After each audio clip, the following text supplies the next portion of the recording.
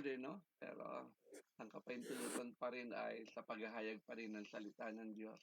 Testimony natin, mga pag-aawitan natin, pagdiling sa umaga. Amen? Kaya sa araw pong ito, isang mabiyayang madaling araw po sa lahat ng mga dawn watchers at ikapagbantay sa pananalangin sa madaling araw. Kailangan natin ng maraming panalangin. Nakikita natin kaguluhan sa ating gobyerno, mga bagay na nagaganap sa ating paligid, beyond our control. Pero lumalapit tayo doon sa may control ng lahat. Walang iba kundi Yes. ang ating Panginoon Diyos. Amen?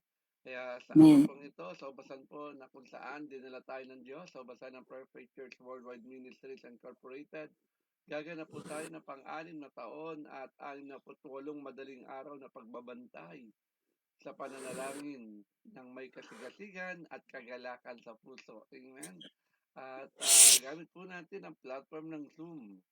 Marami pa pong tulog, pero salamat, ginising na tayo ng Diyos. 13 na po tayo ngayon sa platform ng Zoom. Kumakati yata ako sa napupuyat yata sa brown out. Hallelujah. Pero salamat dahil nakapanatili pa rin tayo. Dahil sa araw din po ito, pinapasalamatan din po natin ang ating mga tigapanguna, ang aga niya pong pag-on ko.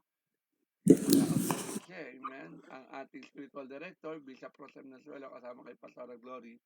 Sa kapahintulutan po na magamit natin ang social media sa pagbabahagi ng salita ng Diyos. Kasama na po natin doon ang ating kamanggagawa from Canada, Pastor Araceni. Naka-join na po rin siya sa ating Facebook Live. Salamat at sa kapahintulutan na yan, hindi lang po tayo 13 makakapakinig ng kapahayagan ng salita ng Diyos, kundi maging ang mga kaibigan po natin. Una, siyempre sa aking mga kaibigan, at kung i-share niyo po itong ating gawain sa inyong wall, sa inyong Facebook, ay mapapanood din nila.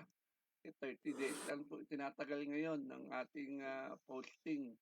Dati mahabang panahon, pero ngayon ay 30 days na lang. Naka-join na rin pati ang ating MC ngayon, no? Sa ating Facebook Live, si Femi Noemi Manuel from UAE naman siya. Naka-join na rin sa ating Facebook Live. Salamat dahil sa araw pong ito, sa madaling araw pong ito, tayo tuturuan ng salita ng Diyos na magkaroon ng pag-asa sa gitna ng mga pagsubok o trials. Kaya ang tema na sasagutin po natin ngayon, where do we get our hope? Sa mga natin kukunin o hanapin ang pag-asa sa gitna ng trials. Ang gagamitin po tigapagayag ng salita po ngayon, March 15, 2026. Walang iba kundi Reverend Josie Naldosa. Alright, your turn. Ay, blessed morning po sa lahat mga kapatid. Tunay nga pong God, thank you, Lord. ang Panginoon, mula andito naman tayo. Salamat sa kagalakan at yung mga smile. Talagang maganda pagka umaga makikita mo ang mga muka. Sabi nga, hindi tumatanda. Pero papuri sa ating Panginoon buhay, tunay nga. Ay, yung kasiglahan talaga, dito ko na kukuha talaga sa downwards sa ito. Lalo na yung pagiging ganap, tsaka yung katatagan. Kaya thank you Lord God Jesus. Salamat po Panginoon. Salamat sa pagsama niya sa akin at pagiging aktibo muli sa kanyang harapan. Kaya sa umagang pong ito, hindi ko makapagbuklatan po kayo sa akin sa isa lang po itong aking teksto, pero kung sana maisa puso nyo ang mga kaganapan, mga kapaliwanagan ng bawat words ng teksto na ito. Napakaganda po kaya magnay sa puso ng mga manonood, lalo na sa mga FB Live. Tunay nga pong napakabuti ng ating Panginoon na buhay dahil ito po ang binigay niya sa aking teksto sa umagang ito.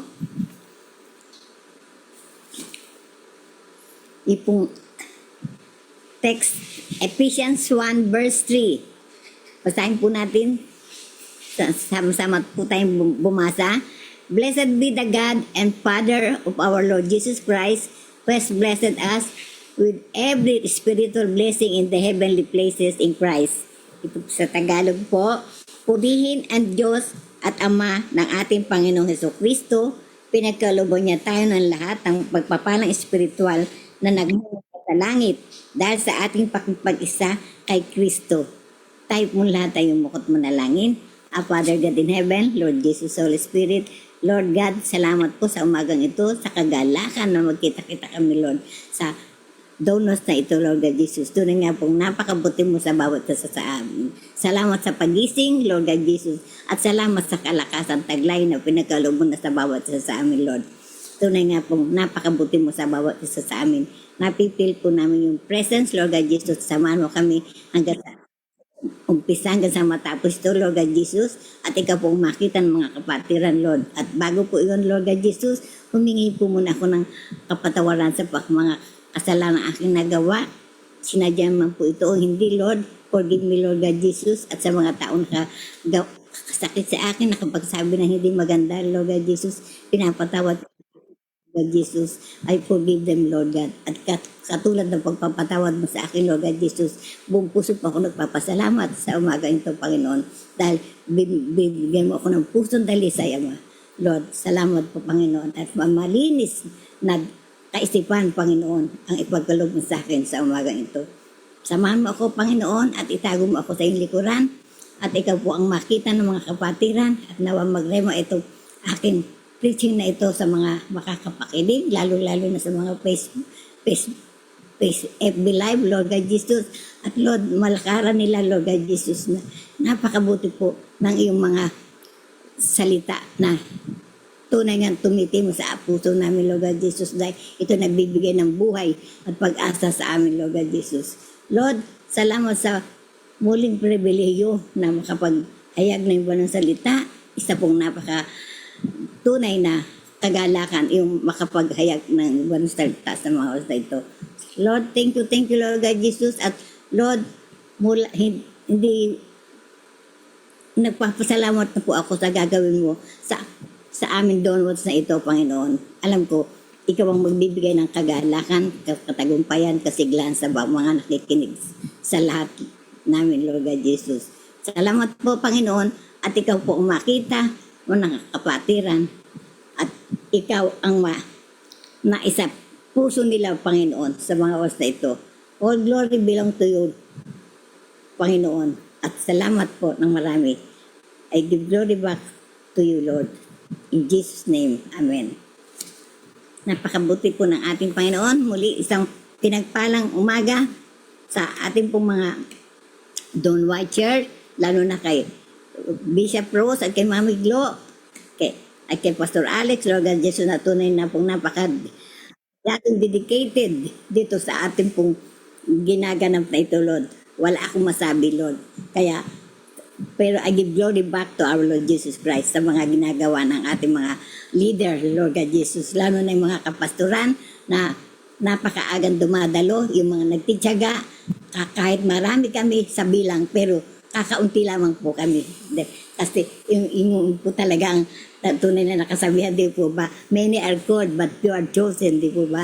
Kaya ganun po talaga ang buhay, pero tanggapin natin na ang Panginoon ang nagbibigay sa atin ng katagumpayan, nagbibigay ng sigla, nagbibigay ng pag-asa sa bawat sandali na ating buhay, di po ba?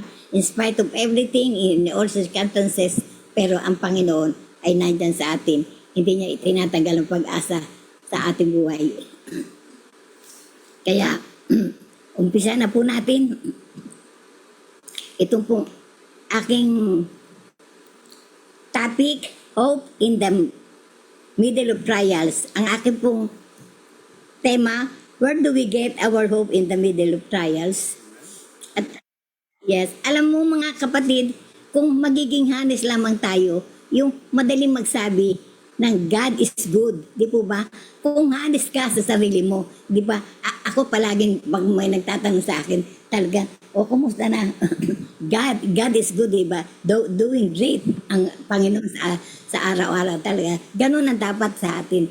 Kasi, in spite of everything talaga, hindi niya tayo iniiwanan. At saka, ang Panginoon ay gumagawa sa ating buhay, di po ba? Siya ang kumikilos. Kaya kapag okay ang lahat, kapag may trabaho, healthy ang pamilya, at walang masyadong problema, masasabi natin na God is good. at tunay at saka maging honest tayo sa harapan ng ating Panginoon. Pero paano kapag kabaligtaran? Kapag sunod-sunod ang trials, anong kapatid ang makikita mo sa iyong sarili? Kapag wala kang nakikitang breakthrough, dito nasusubok yung hope natin. At dito rin pumapasok yung lalim ng sinasabi sa Efeso 1 verse 3 na kahit nasa gitna ka ng trials, blessed ka pa rin. Tandaan niyo po yan, nasa gitna tayo ng trials, blessed ka pa rin. Hindi dahil okay ang paligid mo, hindi okay ang lahat-lahat sa buhay mo, kundi anchored ka kay Christ Jesus. Di po ba? Mabuti ang Diyos, di po ba? Iyon ang natin tandaan. Kahit ano man ang mangyari, kahit hindi ka blessed, kahit mga trials na ganyan, pero dahil hindi ka okay, ang paligid mo hindi okay, pero okay ka pa rin kasi anchored tayo kay Lord Jesus. Di po ba? Ibig sabihin, nakakapit tayo, ang buhay natin ay nasa Panginoon na. Kaya, punta na po tayo sa aking pong tema na where do we get our hope in the middle of trials? Sa akin pong point 1, your blessing is not based on your situation.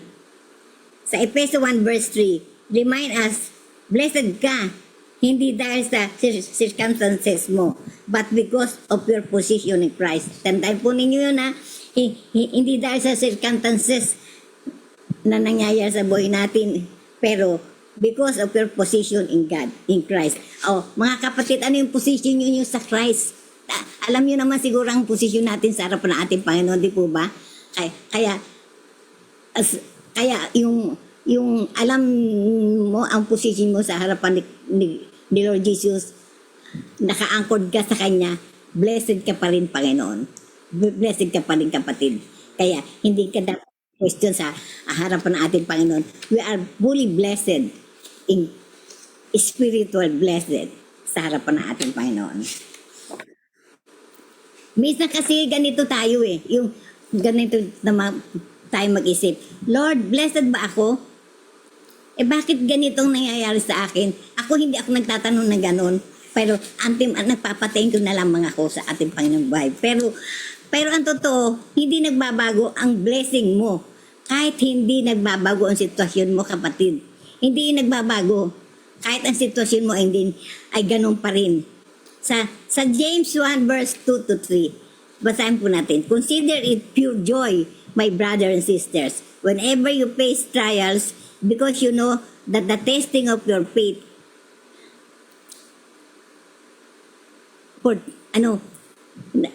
nag-ano to ng perseverance, naghahatid ng perseverance sa atin, produces perseverance. Hindi sinabi na if, kundi whenever. Ibig sabihin, expected ang trials.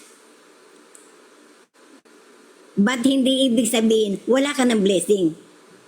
Yun ang ibig po ba? Yung trials na yun, hindi, expected mo talaga. Pero yung blessing, hindi ibig sabihin wala ka. Kasi nandun na yung blessing sa iyo given na yun. Kaya, naalala nyo ba si Job? Ito palagi nating na example, di po ba? Si Job.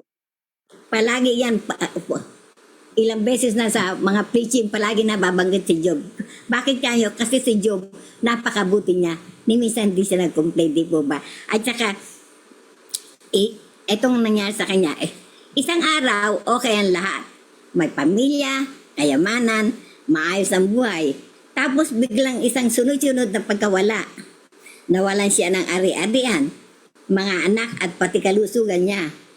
Inaapektuhan. Kung ikaw yon, baka sabihin mo, Lord, anong blessing doon? Siyempre, tatanungin mo kung anong blessing na naman doon. Pero, kahit hindi niya naiintindihan ang nangyayari, may sinabi si Job, the Lord gave and the Lord has taken away. Blessed be the name of the Lord. Nakita niyo siya, never complain. At antimano, inanong sa kagad sa ang Panginoon, blessed be the name of the Lord. Grabe ang nangyari sa kanya, di po ba? Hindi niya dinefine ang blessing base sa nawala. Pero kung tayo, yung iba, antimano, nag-ano ng mga blessing, di ba? Iniaalala nila, doon sa mga nawala, medyo i-identify mo mabuti. Pero, kundi sa kung sino ang Diyos sa buhay niya. Yun ang ginawa ni Job. Hindi niya dinefine ang blessing base sa nawala, kundi sa kung sino ang Diyos sa buhay niya. Minsan, kailangan nating baguhin ang perspective natin, mga kapatid. Hindi lahat ng pagkawala ay kawalan ng blessing. Yun po. Hindi, naranasan ko po yan. Kasi minsan sa gitna ng pagkawala, doon natin unang nakilala ang Diyos. Siguro ba? Doon natin unang makilala ang Diyos. Sa pagkawala na yan. Kaya, may tanong po ako sa inyo. Kapag nawala ang comfort mo, mananatili pa din ba ang hope mo? Mga kapatid, kung gusto yung sagutin ang mga iyon sa mga os na ito, ask yourself, kasi kung yung comfort na yan kung mawawala, mananatili pa rin ba ang hope mo? Kasi as ako, sasagutin ko na yon, mananatili pa rin ang hope ko.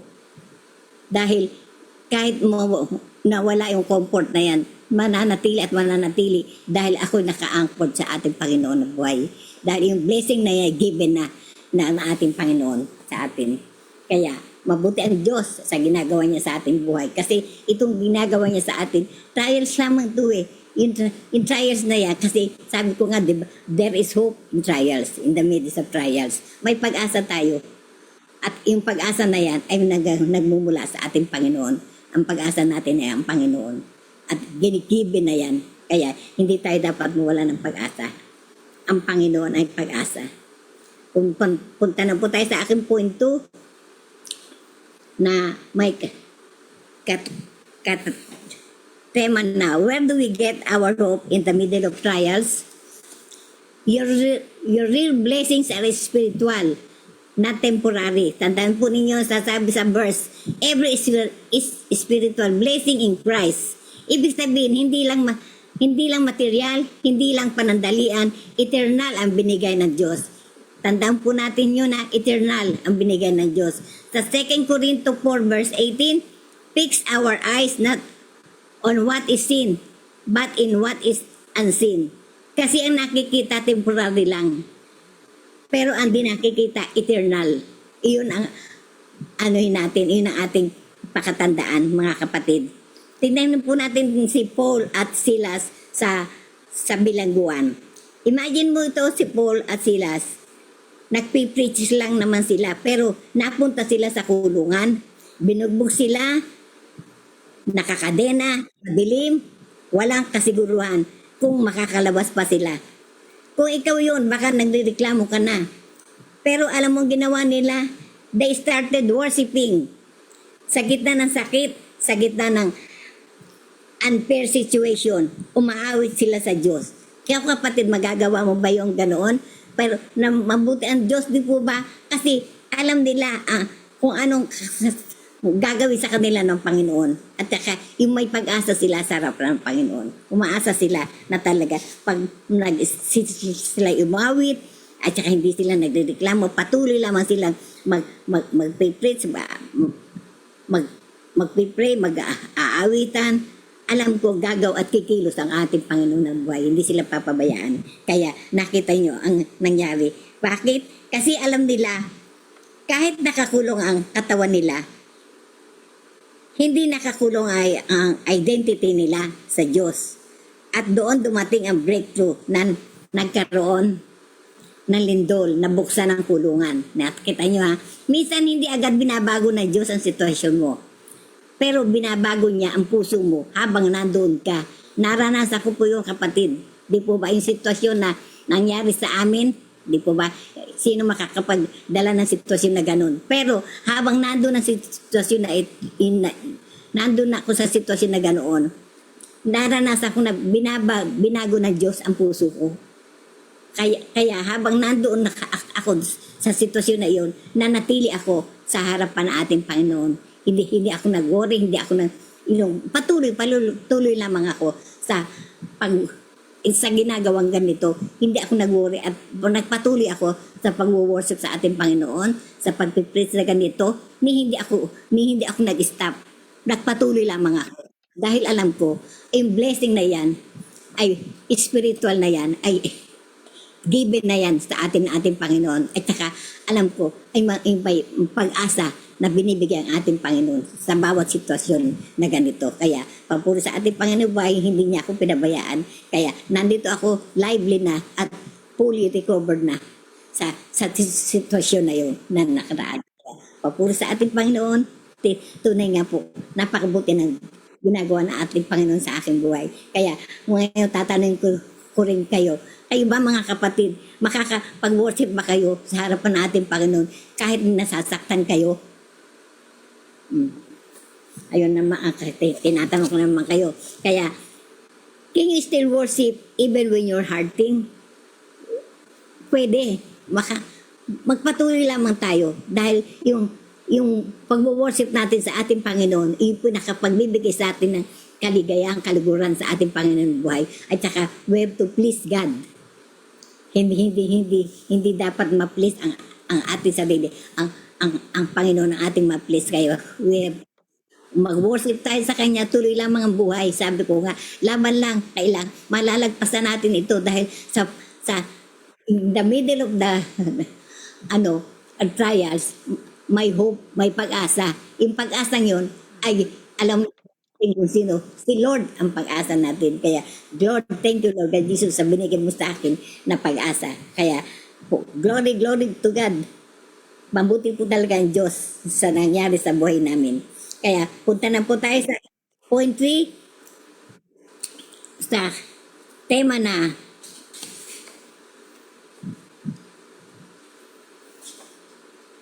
where do we get our hope in the middle of trials?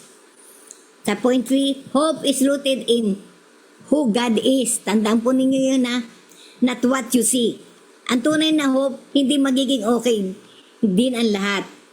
Ang tunay na hope, kahit hindi pa okay, God is still good. Naalala ko ang aking pong anak na si JR, palagi niya akong tinatanong, Ma, kumusta ka na? Are you okay? Ginagano palagi niya ginagano sa akin. Sabi ko, I'm okay kahit hindi okay. Pero God is still good for me. Kaya, napakabuti talaga ng ating Panginoon. Ano yung ganun? Maunawaan mo yun. But I'm okay. It's still good, sabi ko. Kasi tingnan po natin, sa Romans 8 verse 28, in all things, God works for the good of those who have been according to His purpose. Hindi sinabing lahat ay good, hindi po ba? Pero lahat ginagamit ng Diyos para sa kabutihan, for good. Lahat ginagamit. Pero hindi niya sinabing lahat ay good. Kaya nga sabi ko, pag tinatanong ka ako na, I'm okay, but not okay, sabi ko. Paano yun? Mahirap yung maliwanag, pero kung ikaw ay nag-aano ng salita ng Diyos na nag-aaral ka, maunawaan mo na din. Kaya ganun lamang ang buhay. Kaya hindi ka dapat magsalita ng mga negative. Almost positive. Always positive. Think positive. Di po ba? Kaya sabi nga ni Pastor Alex, chill lang, smile. Kaya ang buhay. Kaya patuloy lang tayo. Kaya yung mga problema yan, wala yan. In trials na yan, yes, kasama natin si Lord. At saka there is hope in the middle of trials. Kaya papuro sa ating buhay, ito pa, meron pa po akong isang sample. Si Joseph, di po ba? Si Joseph, may panaginip na magiging leader siya. Pero ang nangyari, tinraidor siya ng mga kapatid niya. Minta siya, nakulong pa. Kung tingnan mo, parang opposite ng promise, di po ba? Pero years later, naging leader nga siya at ginamit siya ng Diyos para iligtas ang maraming tao kasama ang pamilya niya. At sinabi niya ito, what you meant for evil, God meant for good. Sa Genesis 50 verse 20. Masama nga ang inyong ginawa sa akin, subalit ipinahintulot iyon ng Diyos para sa kabutihan. Kita mo ang ano ni Joseph, di ba? Napakabuti na ating Panginoon, di po ba? Kasi doon nakita niya na there is hope in the midst of trials. Kaya si Joseph ay napaka-inam na example dito sa akin pong tema na ito. Kaya yung mga kapatid, baka yung season mo ngayon, hindi pa make sense. Wala pang sense, wala pang katuturan yun. Pero Parang ang layo sa pangako ng Diyos. Pero hindi pa tapos ang story mo. Hindi pa tapos ang story ng mabuhat ng buhay natin, mga kapatid. Kaya, magtitiwala ka pa ba sa proseso ng Diyos? Mga kapatid, tinatanong ko po kayo kung kayo magtitiwala pa. Ah, kasi kahit hindi mo pa nakikita ang outcome, magtitiwala ka pa rin ba? Ako, magtitiwala pa rin po ako. Dahil alam ko, ang Diyos kasama natin at may pag-asa sa harapan ng ating Panginoon. Ganun lamang po. Wala nang ibang sasabihin. May pag-asa in the midst of trials. Kaya, mabuti ang ating Panginoon. Glory to God po sa kanyang mga salita at sa kanyang paniwanagan. Punta na pa po tayo sa akin po conclusion. Balikan po natin ang Efeso 1 verse 3 na mababasa po doon talaga yung purihin ang Diyos at Ama ng ating Panginoong Hesukristo. Pinagkalooban niya tayo ng lahat ng pagpapalang espiritual na nagmumula sa langit dahil sa ating pakikipag-isa kay Kristo. Nakita niyo, pinagkalooban na po tayo niya ng pagpapalang espiritual na nagmumula sa langit. Mula nung tayo nakipagkaisa kay Kristo. Kaya mga kapatid, you are already blessed in Christ. Hindi ibig sabihin wala kang trials. Pero ibig sabihin hindi ka walang pag-asa. So kapag dumating ang pagsubok, hindi ka mawawala sa blessing. Nandun pa rin po ang blessing. Kasi given na yun sa atin eh. At hindi ka mawawala sa presensya ng Diyos. Kasi kasama natin ang Diyos parati. At hindi mawawala ang plano niya sa buhay mo. Nandun pa rin ang plano ng Lord sa buhay natin. Kaya huwag ka mawala ng pag-asa, kapatid. There is hope in the midst of trials. Kaya mabuti ang ating Panginoon. At ito pong aking encouragement sa inyo. Hindi lahat ng trials matatapos agad. Hindi ba? Yung iba, napakadaling matapos. Yung iba, unti-unti. Kasi nasa sa proseso yun eh. Nasa sa ano ng ating Panginoon yun. At nasa sa tao yun. Kung paano nila matatapusan ng trials na yan. Pero habang nandun ka, hindi ka empty. Hindi ka alone. Hindi ka nag-iisa, kapatid. Your hope is in the God who never changes. Ang atin daw pag-asa ay nasa Panginoon. Ang Panginoon natin na hindi nagbabago. Yes, nababuti ang ating Lord sa ating buhay. Kaya ang ating ang hope na ito ay nasa Panginoon, na ang Panginoon natin ay hindi nagbabago. Kaya hindi po siya pabago-bago. Kaya napakabuti na ating Panginoon. Napakaganda po talaga ng ng teksto na ito. Kahit isang verse lamang po, pero napakarami katuruan. Marami kang idadamba na mai-stack sa puso mo ng mga magagandang kapaliwanagan. Kaya tayo po lahat tayo manalangin na, Lord, sa gitna po ng trials ko, tulungan mo ako makita ang katotohanan, Lord. Please, Lord, tulungan mo ako. Help me, Lord, to see the truth. At kapag hindi ko maintindihan ang nangyayari, remind me that you are still in control. Thank you sa spiritual blessing I already have in you. Palakasin mo ang hope ko, not based on what I see, but on who you are. Itinataas kong dalangin kong ito through your Sons, Jesus Christ. Amen. Glory to God po. Praise God. Palapakan natin ang Diyos sa buhay ni Reverend Jocelyn Aldosa. Sa napakagandang kapahayagan ng salita ng Diyos ngayon. Amen. Kaya mga kapatid sa Panginoon, tandaan po natin, huwag tayo mawala ng pag-asa. Buhay ang ating pag-asa. Walang iba kundi ang ating Panginoong Yesus. Tama po ba? Oo, hindi tayo exempted sa mga bagay na dumarating sa buhay ng isang tao, mga trials, mga struggles, no? We are not exempted sa mga problema, sakit, pagkawala, disappointment, financial struggle, emotional pain. Okay? Paano mo mga trials yan, mga kapatid ko sa Panginoon? Minsan pa nga, sunod-sunod eh. Tama po ba yung pagsubok na dumarating? Para bagang nawawalan na tayo ng pag-asa. Pero tandaan natin ito. Huwag tayong magtatanong sa Diyos na kung nasaan siya. Huwag natin Yes. tatanungin sarili natin bakit nangyayari ito o magsasabi tayo may pag-asa pa ba. Alam niyo bakit? Parang sinasabi natin na hindi kontrolado ng Diyos ang lahat. Amen?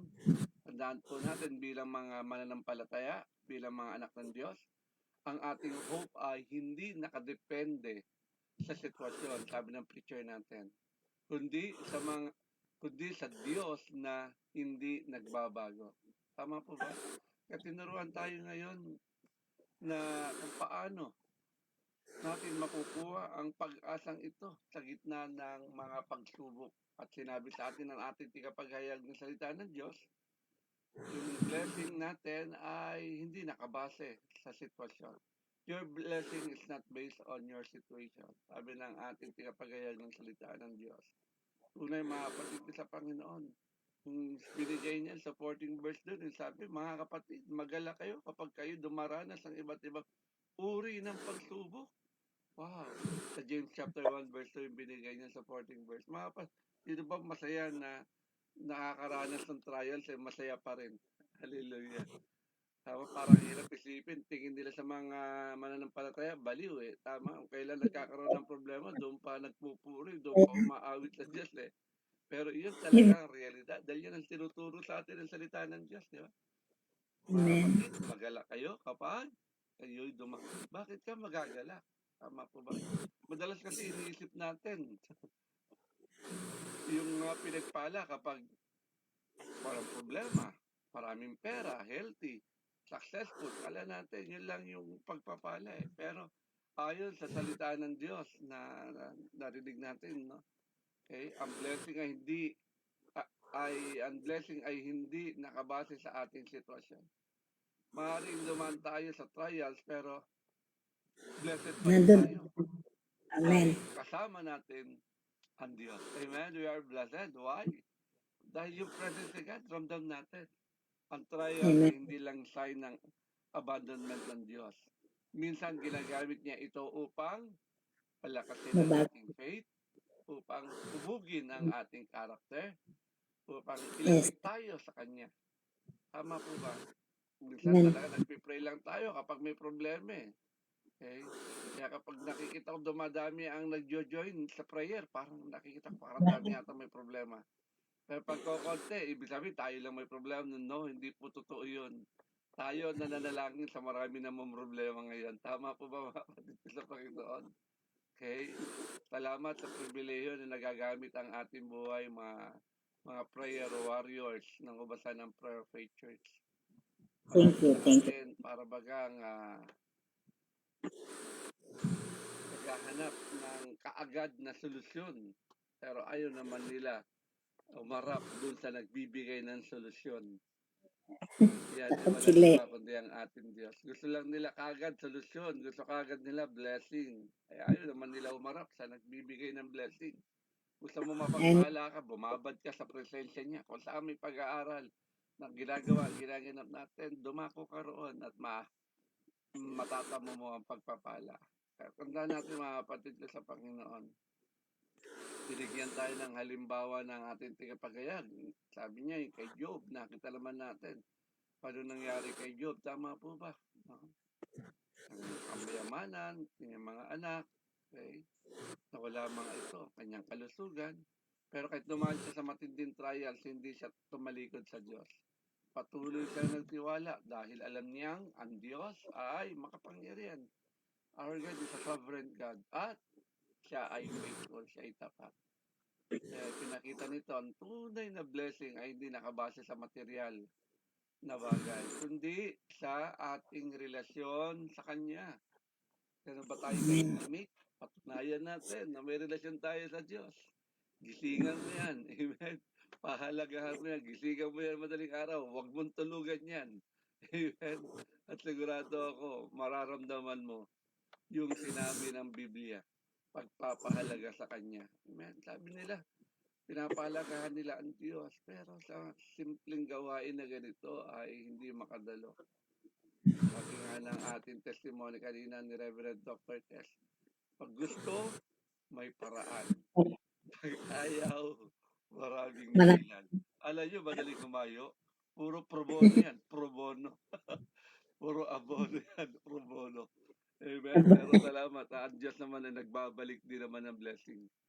Kahapon nga, naka 2 bar na lang ako pero biyaya ni Lord, ang dami ko pa rin naikutan sa 2 bar na yon. Dahil may mga taong ginamit ang Diyos para magkargahan ng gasolina si Paula. Amen. Salamat. Hindi ko na po babanggitin ang kanilang pangalan at ang Diyos na magbabalik sa kanila ng higit na pagpapala. Mga kapatid ko sa Panginoon, tandaan natin ito. Sa buhay natin, huwag din tayo titingin sa sitwasyon natin. Okay? Amen. Huwag tayo magtiwala kahit mahirap ang buhay. Tandaan natin ito.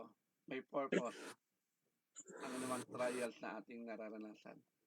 Tanong, bakit ako nawawalan? Teka, baka hindi ka nagtatapat sa harapan ng Diyos. Tanong, ba't ako nagkakasakit? Baka hindi mo nagagamit ang kalakasan mo for His glory. Tanong, bakit dumarating ang mga problemang ito sa akin? Baka may gustong patunayan ang Diyos sa buhay mo. Gustong makita ng Diyos yung mga trials na ay test of faith sa iyo. Amen. Pag sinabing test of faith, talagang kamay na ng Diyos yan. Talaga mararanasan mo talaga yan. Palo. Kasi diyan ka patitibayin ni Lord eh. Oo, Okay. di ba? Sabi nga ng ating preacher, tumibay siya nang dahil sa mga trials na yan. Tama po. Hindi yan naranasan yan eh. Nasa na kaya si Pastora Josie ngayon? Amen. Pero salamat sa mga trials niya yan. Bakit nagbigay ito ng katatagan sa kanyang buhay paglingkod. Maaaring mahirap ang pinagdadaanan, pero hindi ibig sabihin wala ang Diyos. Tandaan po natin yan. Okay? Kaya sinabi niya, magalak eh. Kapag may problema, mawala ba tayo kaagad ang tiwala sa Diyos? Huwag po. Kaya pangalawa naman, hindi rin sa atin dito. Kasagutan, your real blessing are spiritual. Ulitin ko po, ang totoong pagpapalang meron tayo ay hindi sa material na bagay, kundi sa spiritual. Amen? Amen. Yun ang sabi sa atin, sa binasa niya. Who hath blessed us with all spiritual blessing. Spiritual blessing sinasabi. Ang pinakamalaga blessing na matatanggap natin, alam nyo kung ano? Hindi material. Kundi spiritual blessing mula sa ating Diyos, mula sa ating Panginoon. Kasama rito ang ating kaligtasan. Kasama rito ang ating kapatawaran. We are already forgiven. Tama po ba? Nagagawa natin ito eh. Alam natin tayo napatawad na ng Diyos. Sa kabila ng mga trials, mga pagsubok na yan, andun pa rin yung kapayapaan, yung peace. Tama po ba? Hindi natin tinitingnan yung mabigat. Kundi tinitingnan natin ay naibigay na natin yung ating pamatok kay Kristo. At yung kapahingaang pangako niya ay doon tayo lumalagi. At napakaganda pang spiritual gift, yung kasiguruhan, we have eternal life. May buhay na walang hanggan tayo.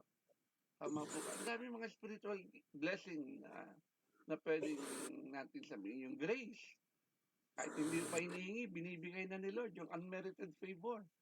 Spiritual blessing po yan. Tama po ba? Hindi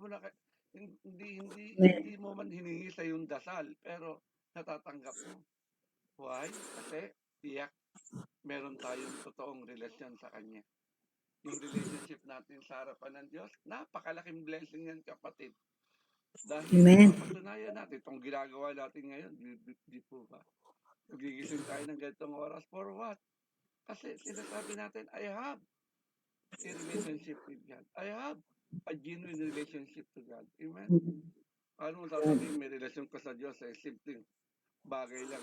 Hindi natin pwedeng dahilan na maghapon ako nagtatrabaho, pastor, kaya hindi ako makarating. Sino ba rito hindi nagtatrabaho maghapon? Amen? Buti nga ikaw, trabaho mo, may sweldo eh.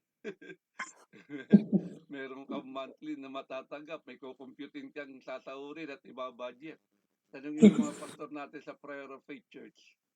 Minsan nga lang sa Donwatch, saka sa prayer meeting, sa Sunset Watch, hindi pa naibibigay eh. Bakit? Wala nag-o-offering eh.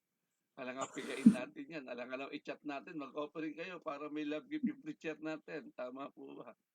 Eh, wala pa rin tayong maibigay dahil wala naman nagbibigay. Pero salamat pa rin, nagpapatuloy pa rin ang gawain kahit walang love gift. Amen. Amen?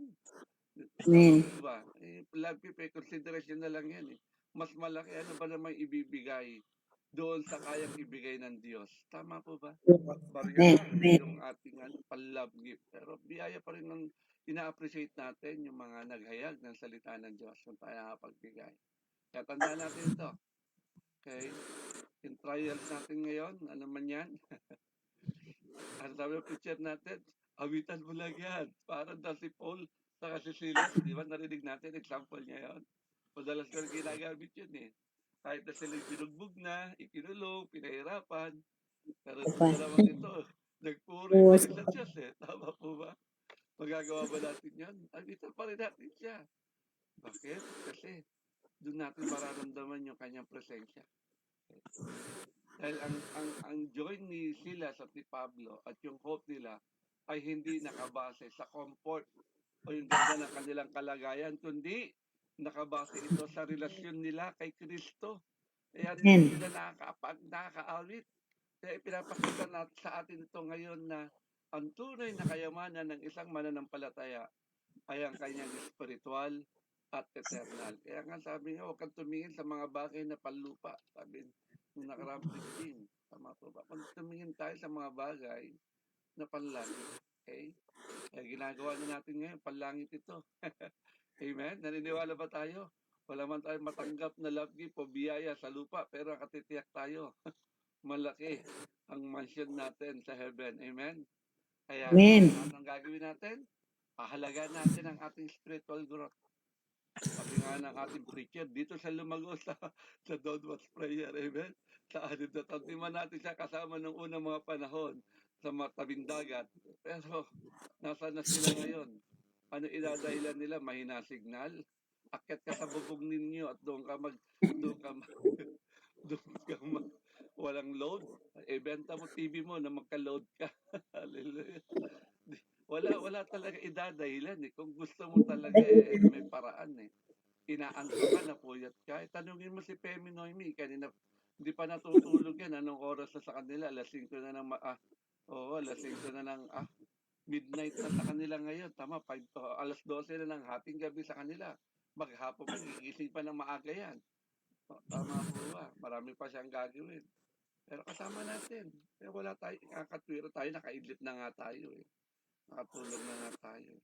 Maga lang tayo nagising dahil nung nag-post ako, nag-like na agad kayo eh. Tama po ba yung pinost ko yung kaya kilala ko yung mga maagang nagising.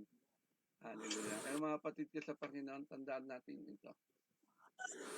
Magpasalamat tayo sa kaligtasan at sa kagandahang loob ng Diyos. Pagpasalamat natin lagi yan. Huwag hayaan itong mga pagsubok na to, itong mga trials na to, agawin yung joy natin sa Diyos. Amen? Kaya mga kapatid ko, maaaring may nawawala sa atin ngayon. Kaya kung talagang nasa Diyos tayo, kapatid ko sa Panginoon, nasa atin ang tunay na kayamanan. Kaya tandaan Amen. natin mga kapatid, nasa atin ang tunay. Huwag kang maingit sa mga malalaking bahay, dami sa sasakyan, maraming aircon ng bahay, malamig, tayo nagpapaypay sa gabi. Amen. Dahil nagtitipid sa kuryente. May aircon din naman tayo eh.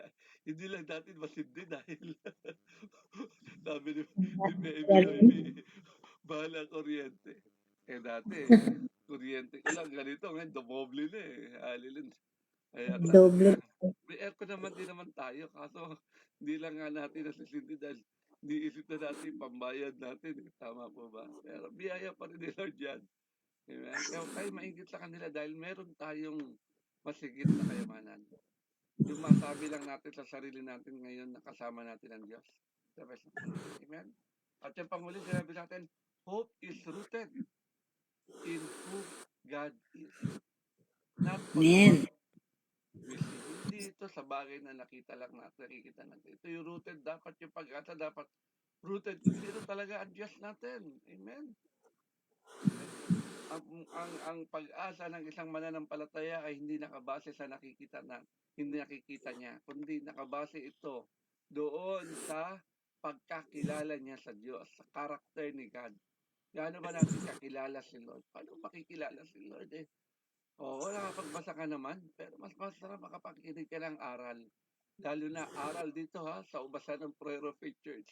Kasi iba nanonood sa YouTube nakikinig din naman daw sila ng ibang aral. Kaya lang, ingat. Baka maya ipinapasubo sa iyo ay hindi mo kayang ngatain. At buto na pala o tinik, baka lunok ka ng lunok. Kaya tayo, maagap tayo sa mga pagdalo natin sa mga seminar. Ina-identify natin kaagad sino ba yung mga nakatayo, mga born again ba yan, mga Baptist ba yan, mga Methodist ba yan, mga ano bang ano niya, ano ba yung doktrina nila, Calvinian ba yan o Arminian ba yan? Ina-identify natin. Baka may maisubo sa atin dito na pag magpuri ka, huwag kang magtataas ng kamay ha. Hindi, hindi sa atin yan Tayo, pag nagpupuri sa Diyos, surrender hands up Tama po ba?